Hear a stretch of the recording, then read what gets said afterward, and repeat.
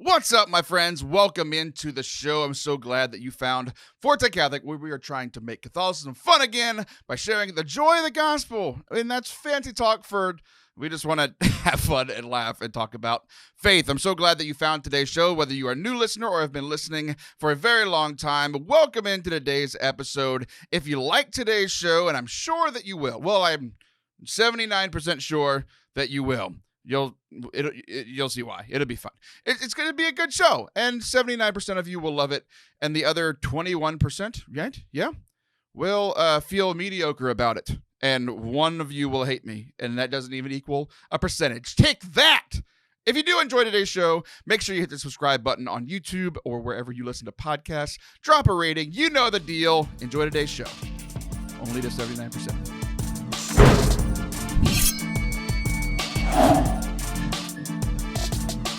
What's up?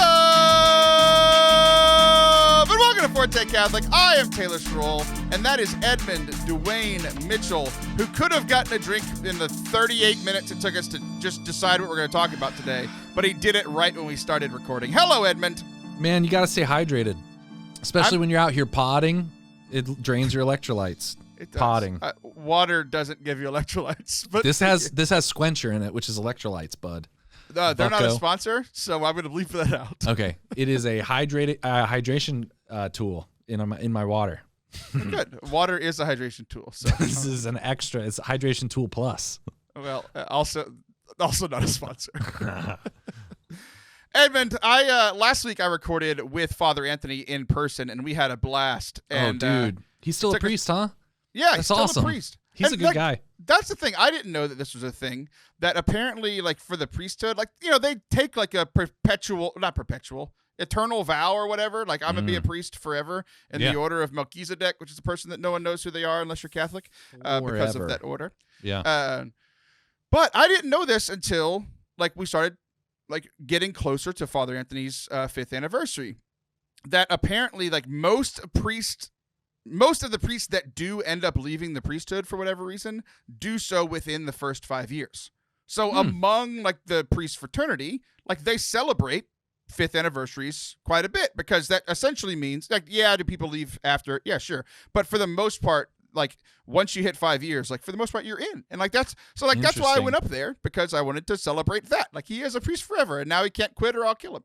So that's like a big milestone. It's like, you made it 5 years. Like that's when people usually go a little crazy. Wow. Yeah. That's interesting. Yeah. Do you feel like that's true for other vocations or careers? Yeah. That the marriage, I think, is the average is about 5 to 8. Like if you make it through 5 to 8, you're there. I don't want to scandalize your audience, but I have heard the phrase the 7-year itch.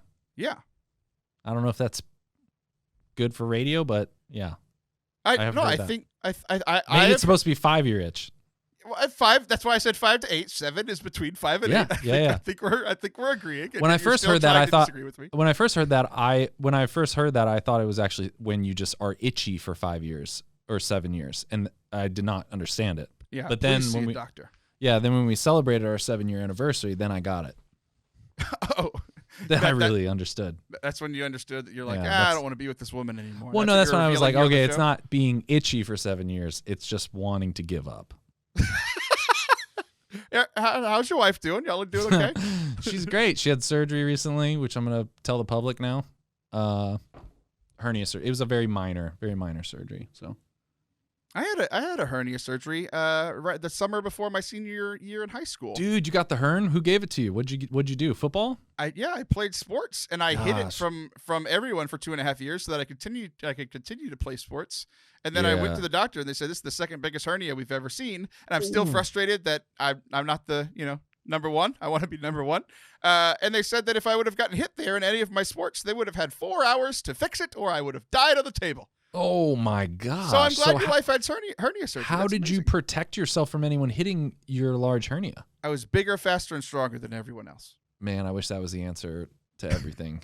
It's true for your wife, though. She is much bigger, more faster, stronger than you are. Yeah. No, she really, like from her fingertips to about her elbow, she is definitely stronger than me. She is like strong. Like we went to a homeless shelter and in Weirton in West Virginia, and these were like wait. In Weirton, West Virginia? Yeah. That's where my son was born. In a homeless shelter? No, in Weirton, West Virginia, which essentially is the homeless shelter of cities. But yes. Oh yeah. Well, I just say that only nothing against the homeless, but like they were just rough dudes, for like steel mill kind of guys, you know, like. And me and Danielle went and we were dating and we were like introducing ourselves to people, and then afterwards the guys would go outside and get a cig, and they just like not very talkative, very rough, gruff, like older gentlemen of the coal, and they would like they said, "Your girlfriend's got a grip on her." And I heard that multiple times at multiple homeless shelters. Like guys would be like, "Your girlfriend's really got a grip on her."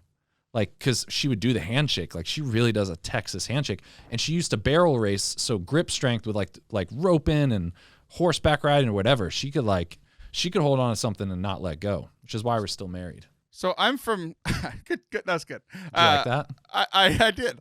I'm just gonna casually check my phone while you talk. Why are you doing that? Sorry, I don't know. I noticed it earlier, and I was wondering. I felt like it was an emergency, but then I realized, why am I checking my phone? I mean, I'm on the world's best podcast. Why would I? I don't need to be anywhere else. I don't know why I still have this, but I have positive feelings towards you. So I thought that, like, my initial thought the first time you picked your phone up, because I definitely noticed, was that you were like, oh, like double checking to make sure it wasn't like volume. Yeah, I was making sure it's not. Well, but also my wife is out of surgery, so like I am kind of like in this like emergency mode, you know? Edmund, we've rescheduled this 5 times. Yeah, that's true. And you're still in emergency mode? This is true. I don't know why I still have these positive feelings. I'm sorry, man. I'm not a a professional. This is the problem. This is why you have a successful podcast and I don't. It's because you're a professional. I'm telling you a story. So I thought you were maybe putting it on vibrate, so I actually checked my phone when you did it. And I was like, oh, mine was like on subconsciously? loud. Did it like subconsciously make you? I make all of my decisions consciously. All of them though? 100%. No, okay. not at all. I'll put it down there now.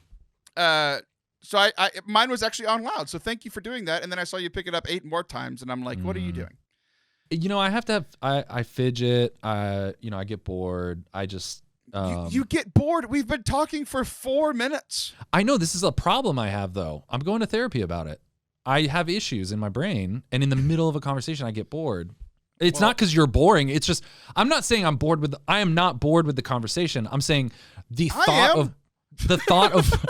thought of boredom crosses my mind.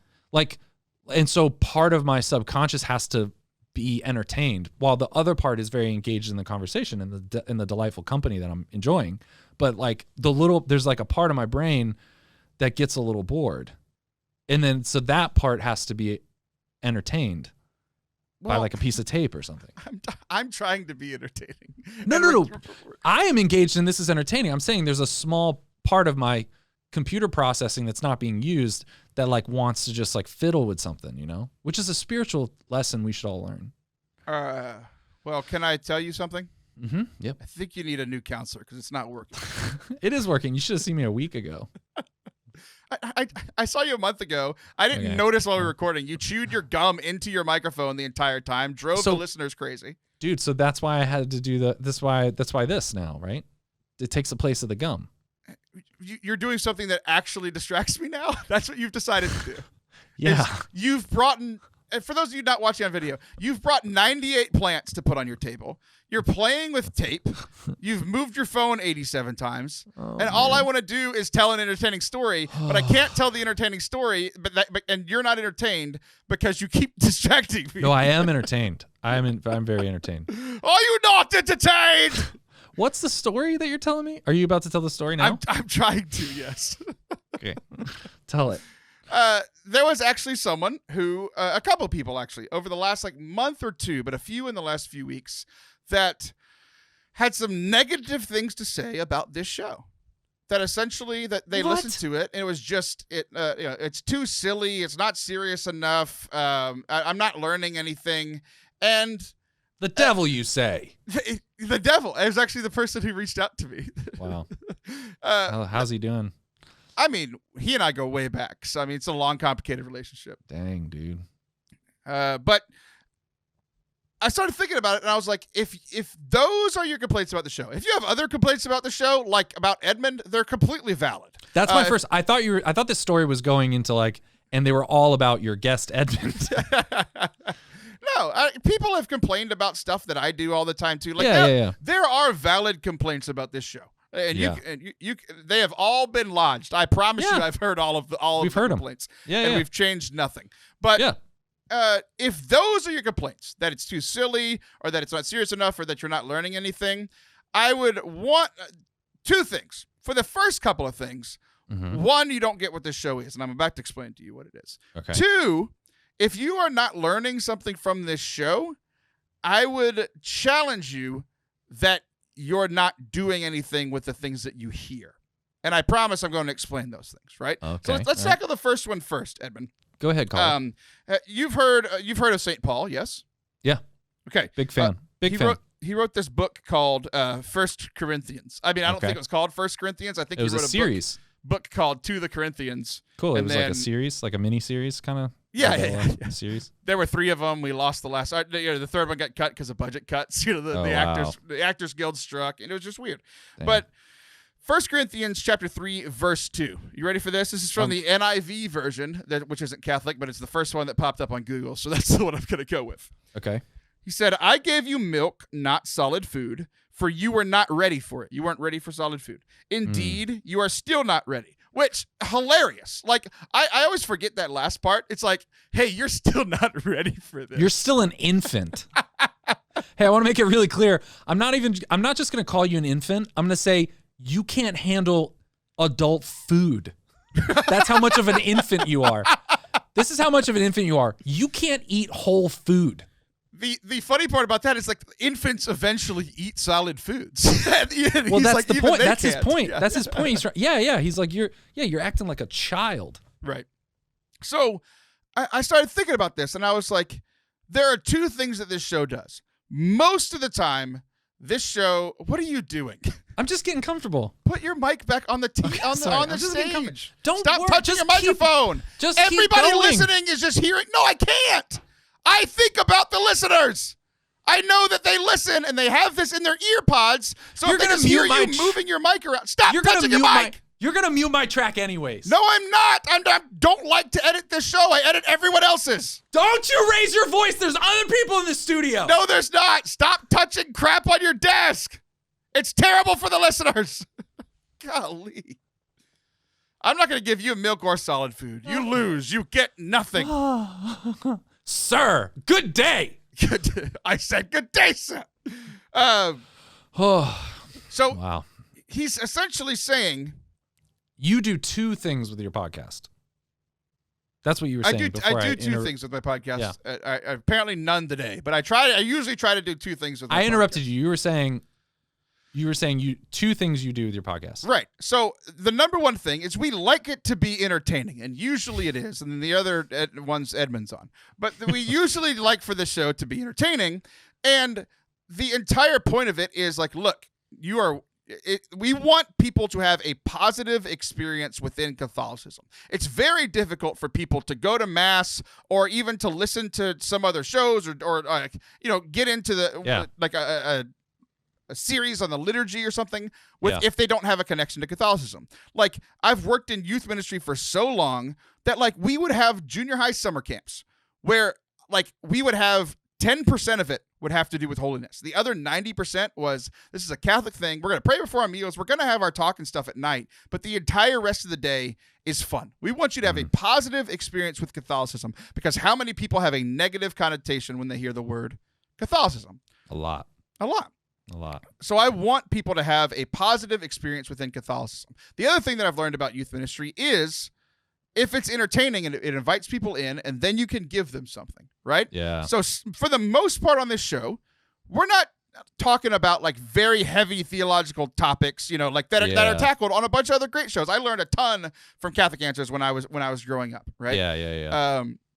But a lot of times, like, we all need, like, a lot of people in the church need the milk, and the church, and a lot of people in the church only offer the solid food, right? Yeah. And it's like you're not ready for it.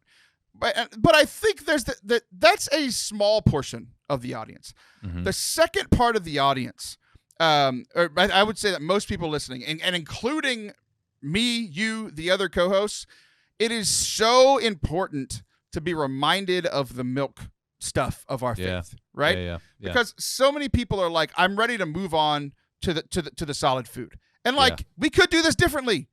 We could give you the solid food. You went to school for stuff. I went to school for stuff. Father Anthony's a priest. Yeah. Did you what did you study in school? Theology and catechetics. And that was your undergrad? Yeah. Did you do any grad school? I did, but it wasn't fast enough for me. Yeah. I got bored. We are both. I got bored. We are both grad school dropouts. Yeah. We know you get bored. You were 4 minutes into this thing, and dude, you're all over the place. You know what though? You know what?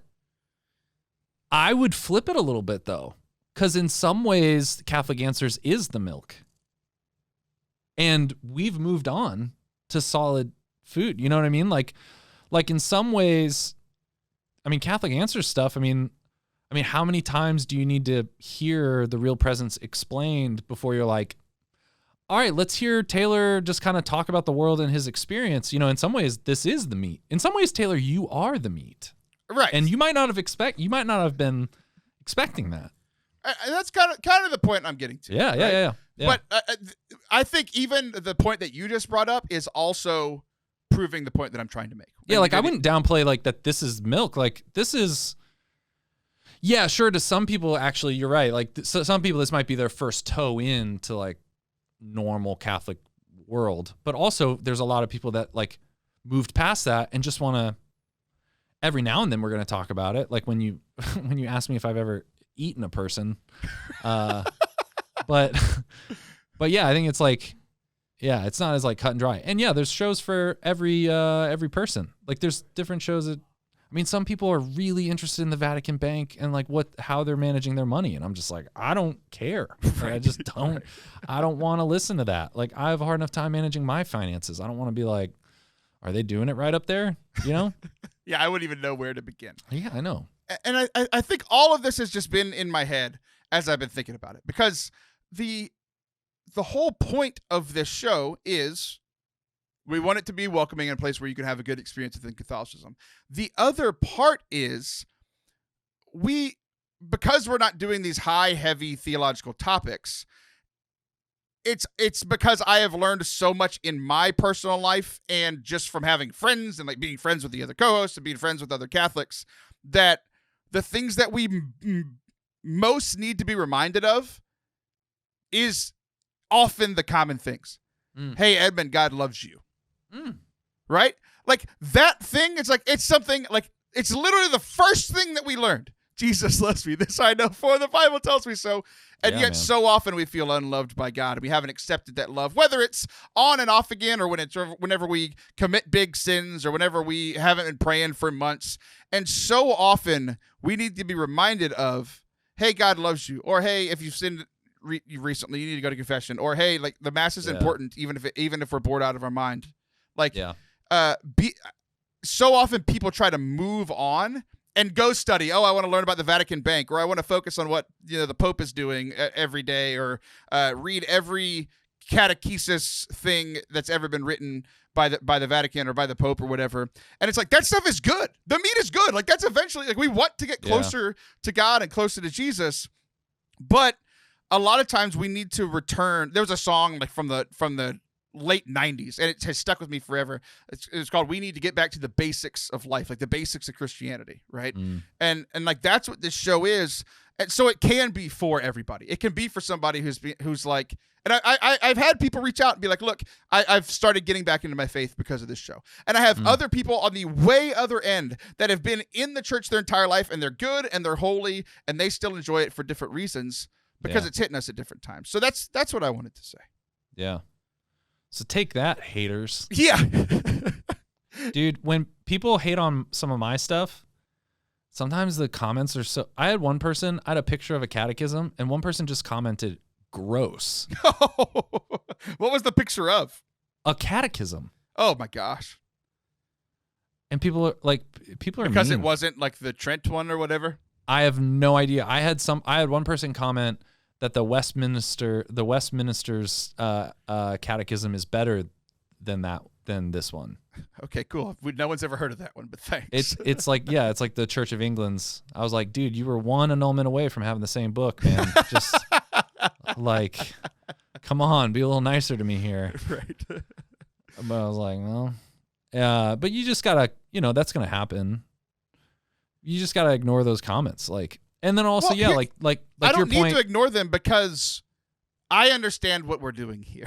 I like those comments. Yeah, like right, I actually enjoy them.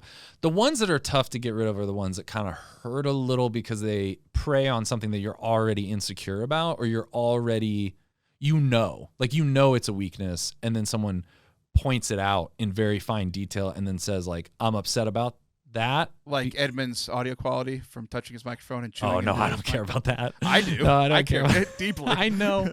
You care too much. Yeah, it's like stuff when it's like, I'm trying to think of an example, but like, that's what I've noticed is the hardest to unsee is when someone makes a comment about something that you're like trying to not do or avoid. Yeah, but the internet's a rough place. You got to be careful out there. On these internet streets, the internet highways, as they say. The last thing that I was thinking about, and it wasn't like it didn't fit into the narrative perfectly, but as I was thinking about giving people the milk or giving people the meat, I started thinking about when we were growing up. I'm the oldest, and I'm the only son, and then I have two younger sisters. And one of the things that my dad would always do, and like I was in on the joke, sometimes my mom was in on the joke, is that they would give them, he would make hamburgers for us, and they look like hamburgers, they taste like hamburgers, but he would make it out of deer meat. He went hunting and he killed a deer, and my sisters hated deer. They didn't like the taste of it. They didn't like the thought that they were eating like Bambi's brother, like they didn't like any of that. But if my dad said like, "Hey, this is a hamburger," they ate it and they loved it, and then after he'd be like, "That's a deer," they'd be like, "Oh, that was gross," And like I started thinking about that. I was like, maybe those moments of being part of the joke and tricking people into getting the meat that they didn't think they were getting. Maybe that's what this show is, because that's what youth ministry is, and that's where I came from, right? Where it's like, so are you saying this show is a little bit of surprise meat for people? Exactly. Where it's like, you thought you were getting one thing, and you were just laughing along, and then all of a sudden, bam, go to confession. And then we go to break. So we're going to break. We'll be right back.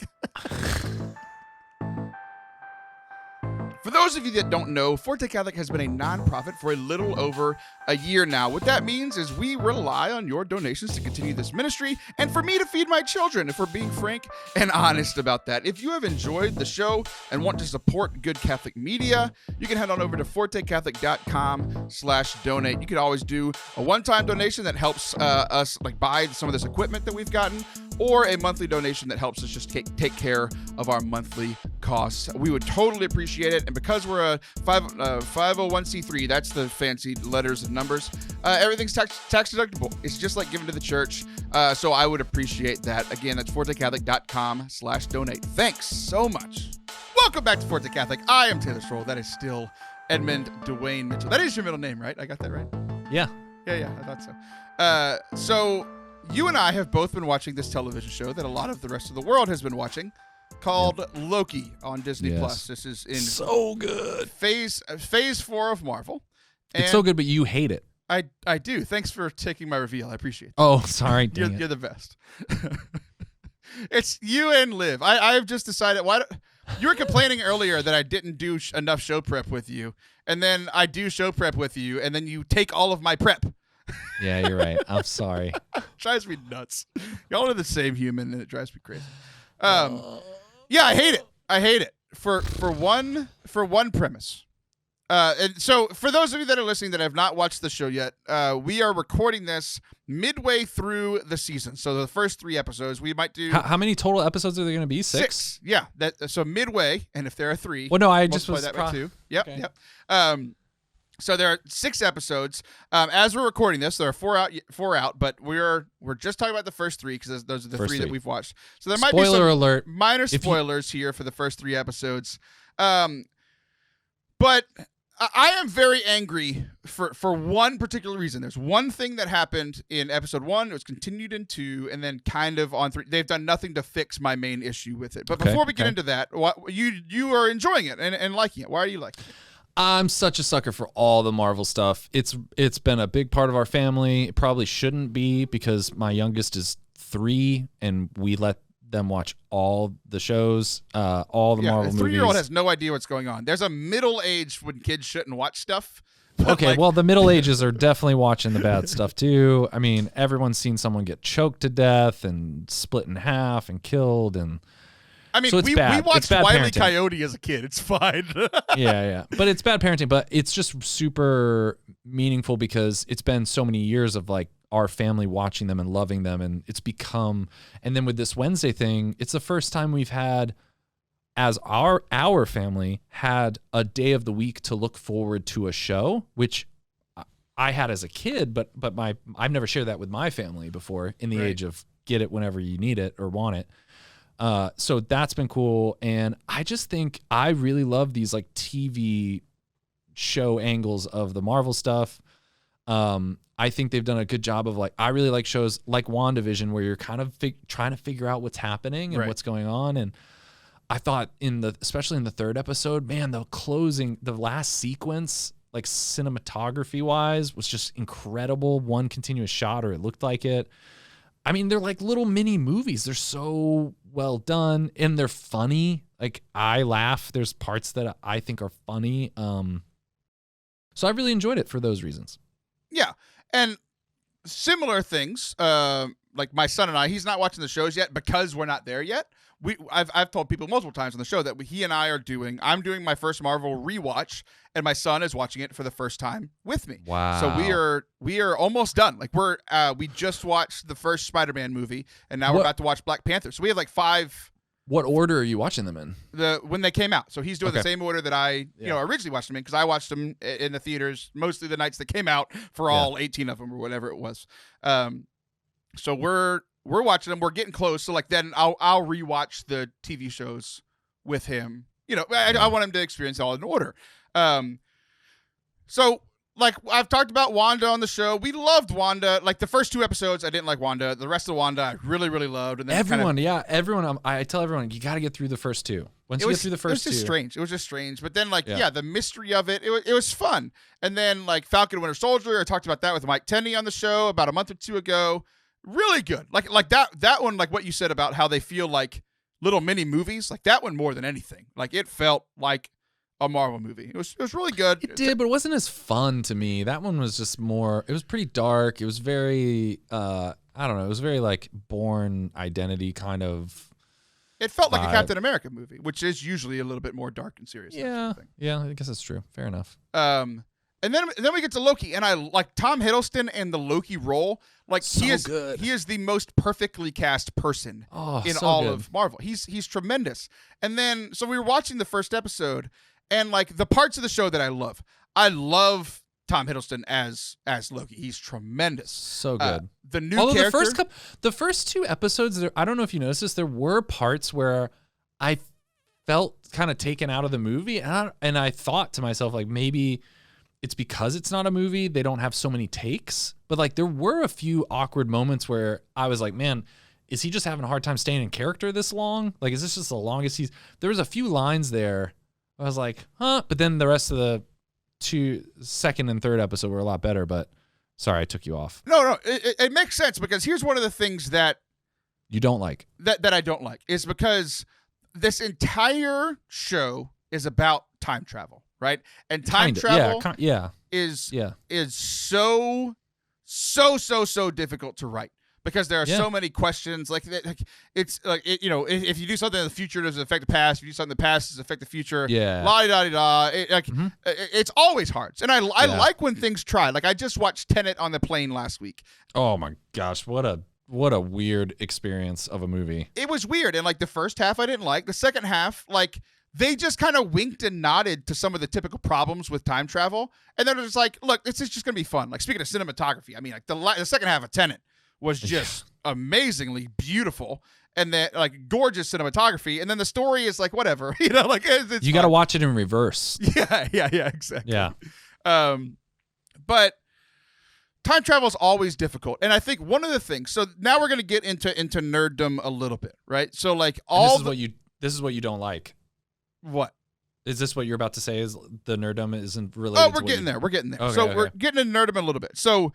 Loki, the Loki that we all know. So if you've watched all the Marvel movies, the Loki that we've all seen and how we experienced, and spoilers, when he dies at the in the final movie, at the beginning of the final movie, like he has gone through a lot of transformation. He's the god of mischief, right? Yeah. So he's causing trouble, and he's been the bad guy, but we see that he still has good in his heart, and he goes through a lot of transformation where he's still the god of mischief, but he's essentially a good guy by the end, right? Yeah. And then we get to the beginning of this show, which is, it's like 6-7 years later. I get it wrong, but it's about 6 to 7 years earlier. So he has, this is the end of the first Avengers movie. Yeah. Which was like 2011, 12, something like that. Wait, in that world or in this world? In both. It was. Okay. Yeah. Okay. So yeah, there used to be a time where the movies actually matched up with the times, and then it got confusing.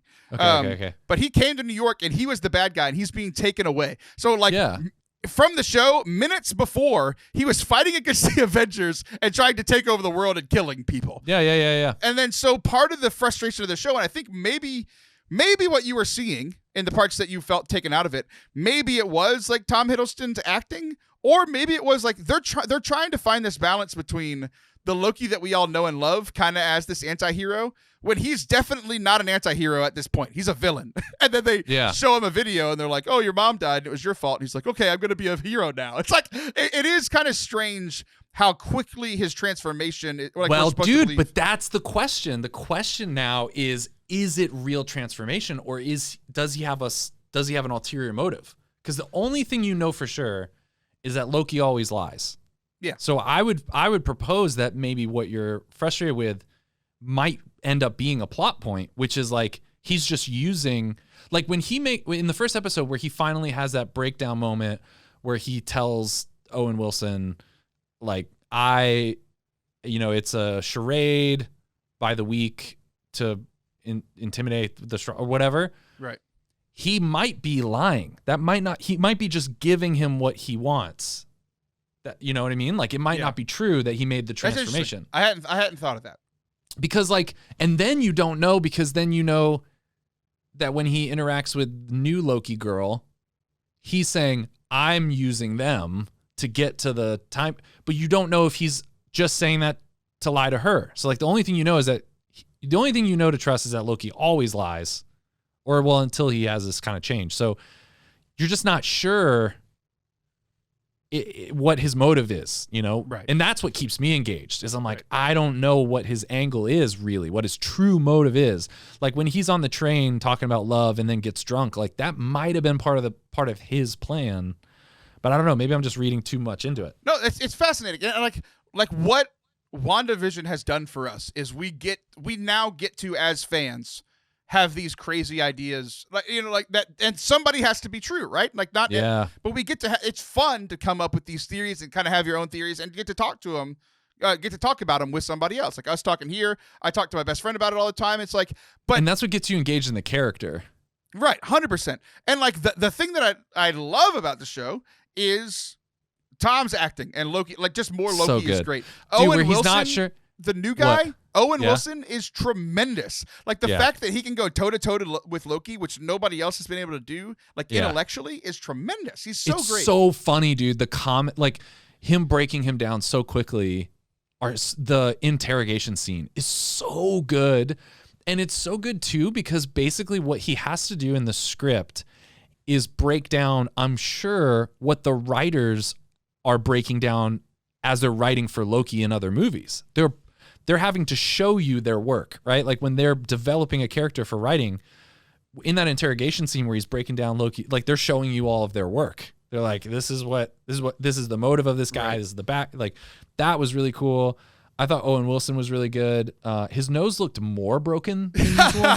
I love Owen Wilson, man. The fact that he goes from Wedding Crashers when I was a kid to like being Loki's foil is tremendous to me. It's so good, man. It's so good.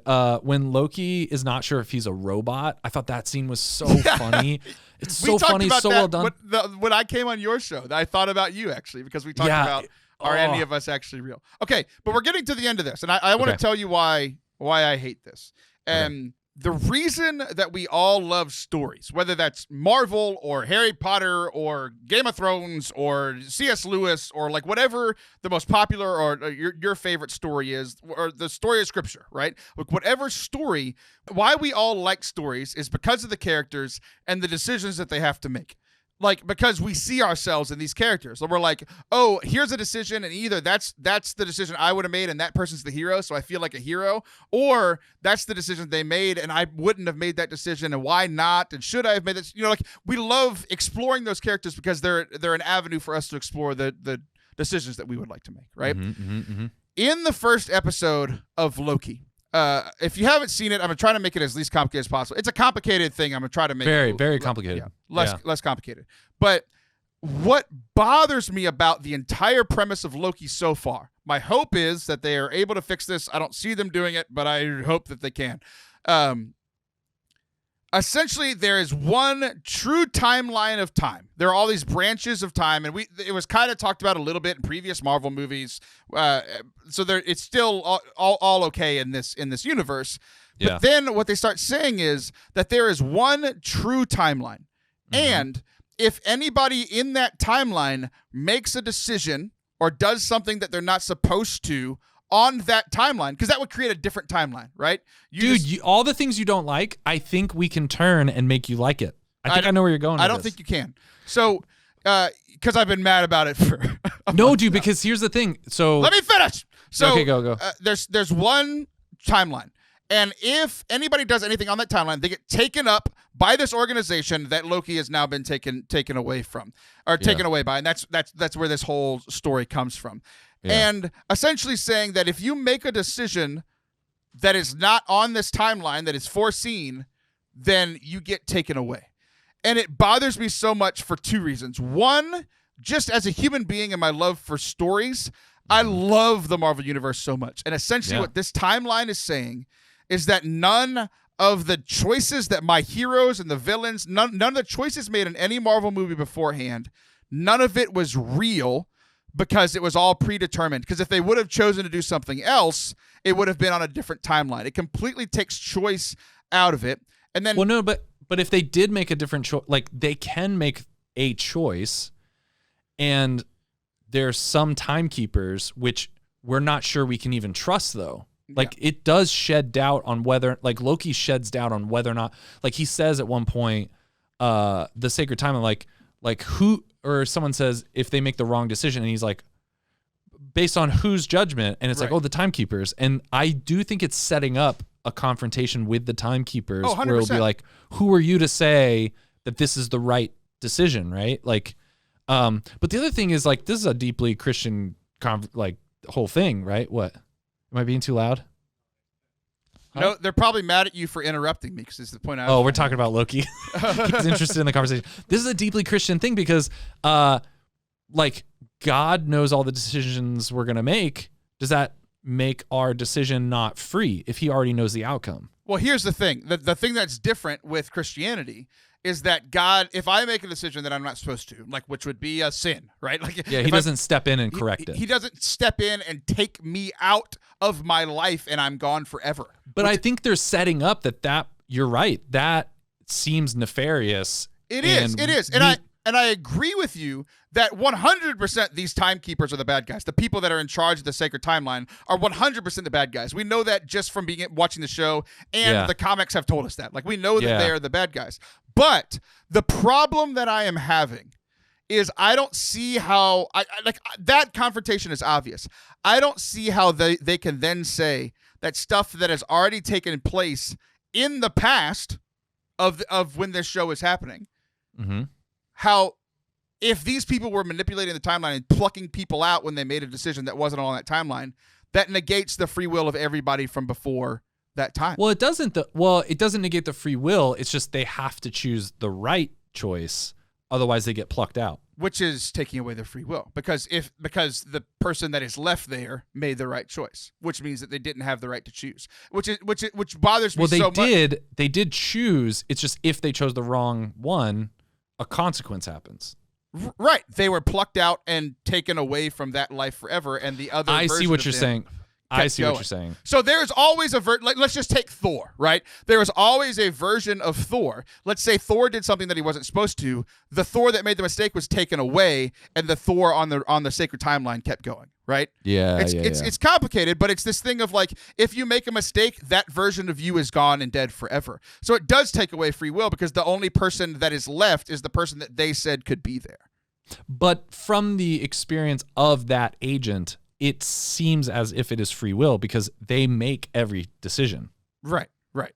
So you could do a whole life night on free will. Exactly. And so like my joke at the end of the first episode was that John Calvin wrote the episode. Like, it's all predestination.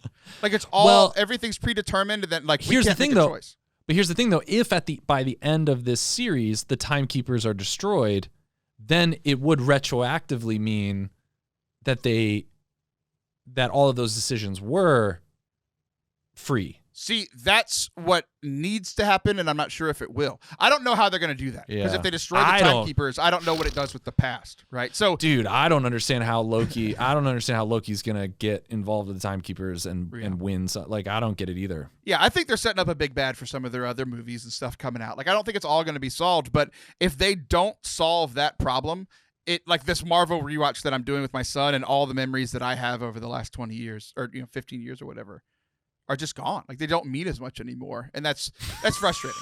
So it's wait, what? Really? They don't mean as much anymore? Yeah, because if none of the people all these characters that I fell in love with, if they never had a choice, it doesn't mean anything. It's like when Captain America. They did have a choice. They just, if they chose the wrong one, that choice would just be erased from the timeline. Exactly. Which means they don't have a choice. But they kind of do. I don't think they do. Because I think that's the whole thing. Like, choice is important in stories, and choice is important for Catholics. So, like, as Catholics, we don't believe in predestination. That some of us are destined for heaven and some of us are destined for hell, and it doesn't matter what we do. Yeah. Like we all have a choice, and it's not just a choice at one moment, right? Like, there are these choices that are made at one moment, and then the bad guys come in and they take you away. Like, we have a choice every single day to choose whether or not to be Christian.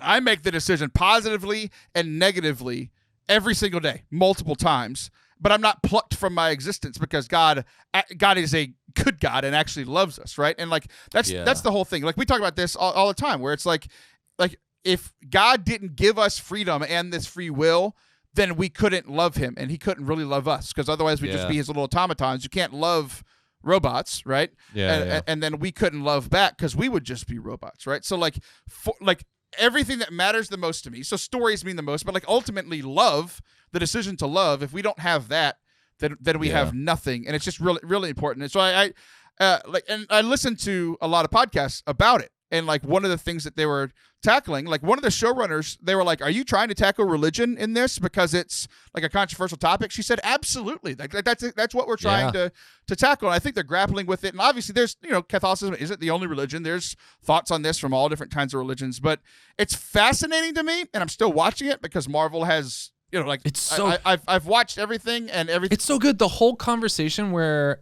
Loki and Owen Wilson are talking about their origins and why does it make a difference to know where you come from, and Loki, like, he's like, doesn't that bother you that you don't know where you come from? And then Owen's like, does that bother you? Like, where do you come from? And like, man, it's so fraught with, or it's so filled with these spiritual conversations that are real. It's just so good, man.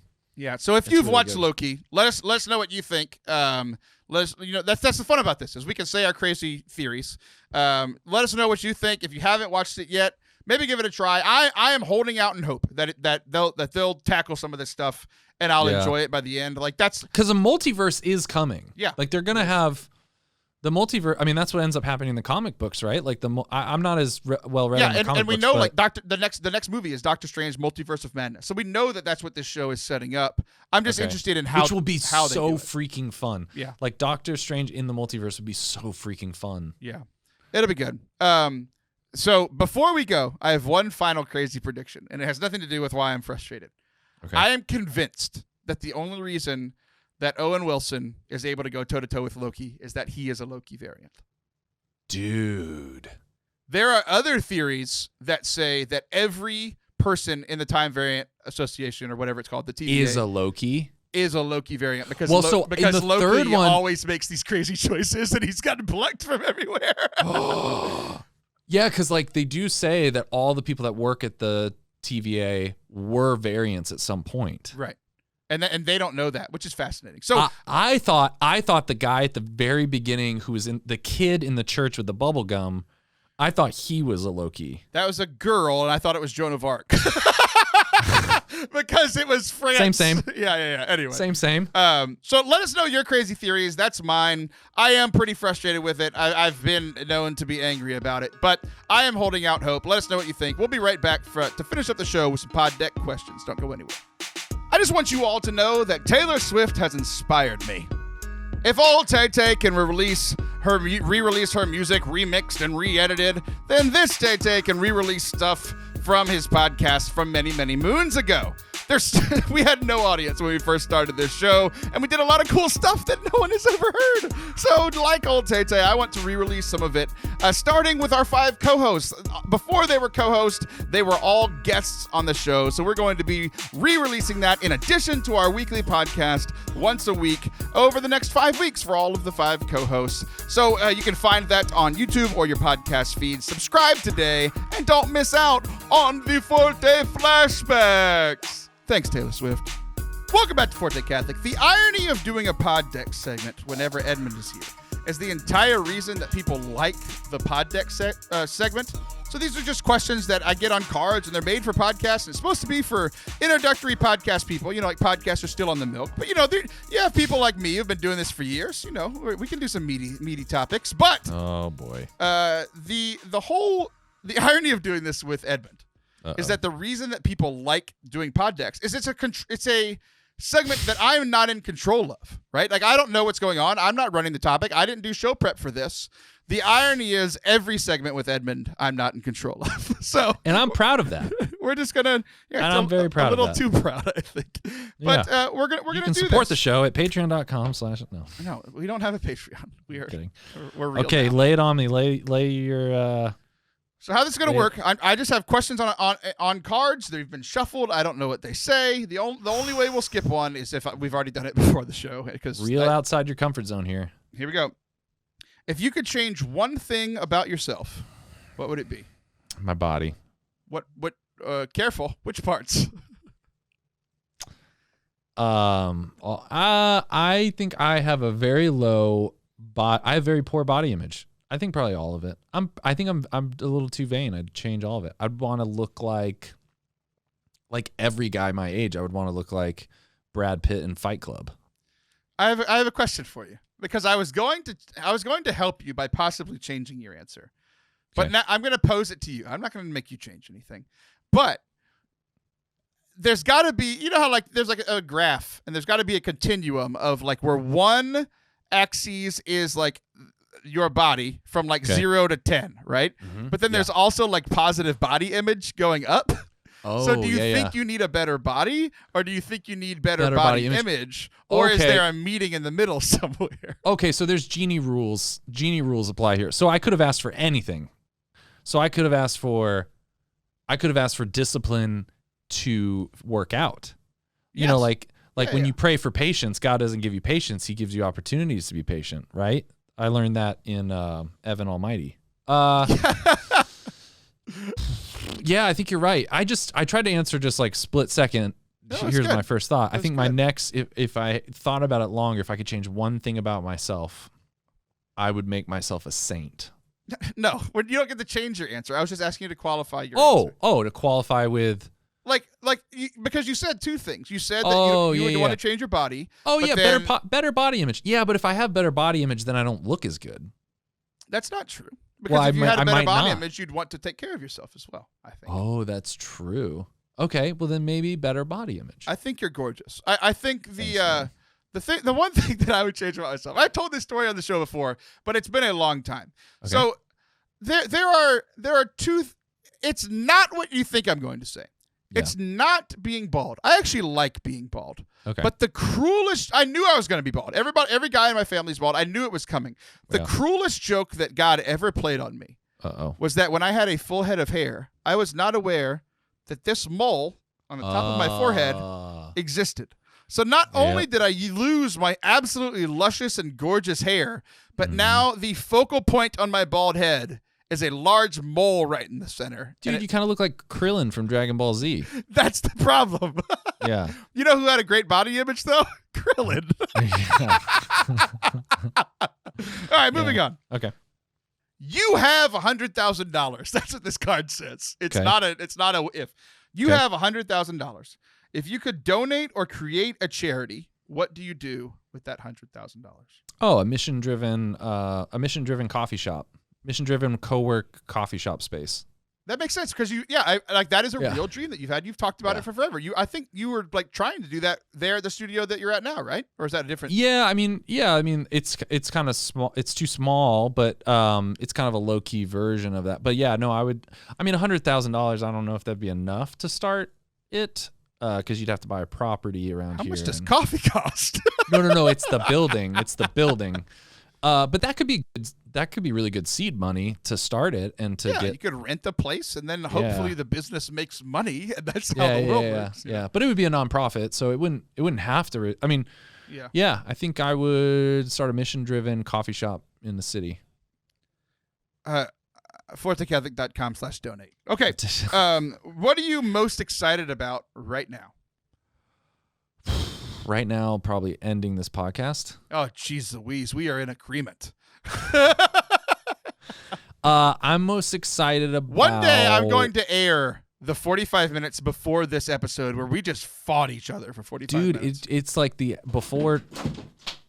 Hello? Yep. Oh, okay. Sorry. The Apple... something just fell off my TV. I'm aware, which is why I want this to be over. It drives me crazy that you have thousands of dollars equipment and are the least technically savvy person of all of my co-hosts. What was the question? What are you most excited about right now other than ending the show? What I'm really most excited about is the agency, Bummer and Lazarus. It's just really growing, and the team's really leveling up and getting to a space where things are a lot more sustainable. And yeah, I'm just really excited and thankful for the agency and what we're going to hopefully be doing the next 6 to 12 months. Like the next phase of Bummer and Lazarus, I think will be really fun. You started this organization called Bummer and Lazarus, and it just cracks me up that you started something that like, hey, what do you do? It's a bummer. It's just really Are strange. you that surprised though that the name of my agency is insufferable? I'm going to here's the problem, guys. Before I tell you the problem, give me the two sentence version of what Bummer and Lazarus is and does. Elevator pitch, 30 seconds. We're a marketing agency for personality driven brands. Okay. So here's my problem with Bummer. Bummer's just a weird name for any business, but it's a worse name for a business whose job it is to make other businesses look good, and your name is Bummer. What are you doing? Dude, it's the Bummer and the Lazarus. Like, who's more optimistic than a guy that's lived twice? Like, dude, you've died before. He had to die twice. Only person in history that had to die twice. Exactly. It kind of sucks, but he's super optimistic. And then Bummer... Anyways, it's named after 2 dogs from San Francisco who used to hang out with a crazy guy named Emperor, a guy who declared himself the Emperor of America.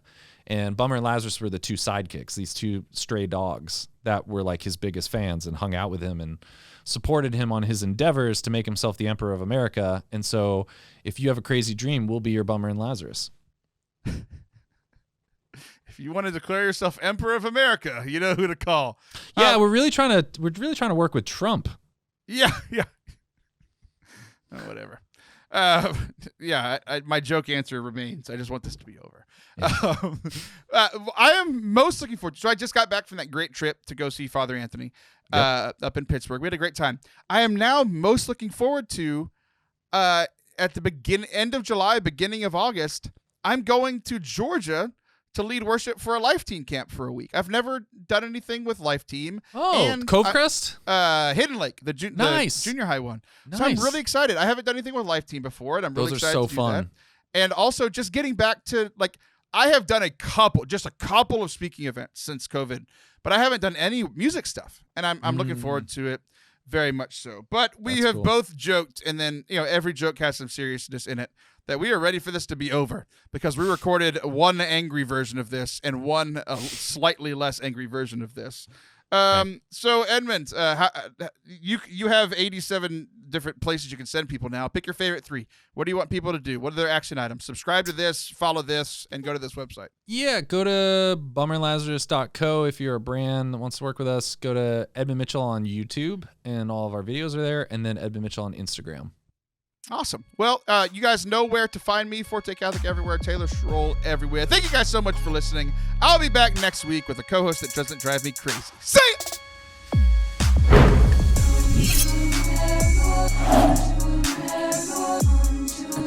Thank you guys for watching or listening to today's show. Well, I guess if you watch, you also listen. It'd be weird if you just had us on mute for the whole hour. But if you did enjoy today's show, again, just hit the subscribe button and share it on social media and tag us at Forte Catholic on Twitter and Facebook, at Taylor Schroll on Instagram and Twitter as well. Y'all have a great week. Peace.